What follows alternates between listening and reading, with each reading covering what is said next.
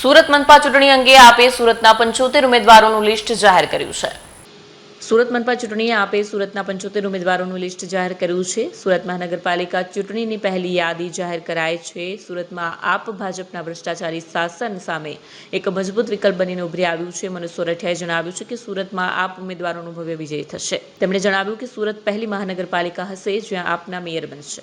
આમ આદમી પાર્ટી સુરત શહેર દ્વારા આજે સુરત મહાનગરપાલિકાની સ્થાનિક સ્વરાજની ચૂંટણીને લઈ 75 ઉમેદવારો સાથેની પ્રથમ યાદી જાહેર કરી છે, જેમાં એડવોકેટ, શિક્ષક, એન્જિનિયર્સ, પત્રકાર એનાથી માંડી અને તમામ સામાજિક સંસ્થાના આગેવાનો, પટેલ સમાજ, પ્રજાપતિ સમાજ,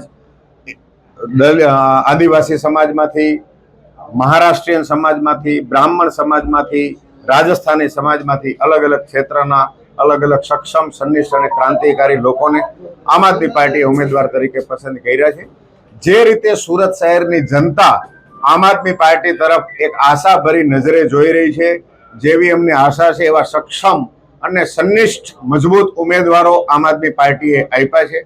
ભાજપના ભ્રષ્ટાચારથી, ભાજપની તાનાશાહીથી, ભાજપના દારૂ ડ્રગ્સના વેપલાથી થાકી ગયેલી જનતા આમ આદમી પાર્ટીને જે રીતે એક ઉમ્મીદથી, જે રીતે એક આશાથી જોઈ રહી છે, એ જ આશા, એ જ ઉમ્મીદને પૂરી કરવા માટે આમ આદમી પાર્ટીએ પોતાના સક્ષમ ઉમેદવારોની પ્રથમ યાદી જાહેર કરી છે અને તમામે તમામ ઉમેદવારોને જીતની, વિજયની અગ્રિમ શુભકામનાઓ।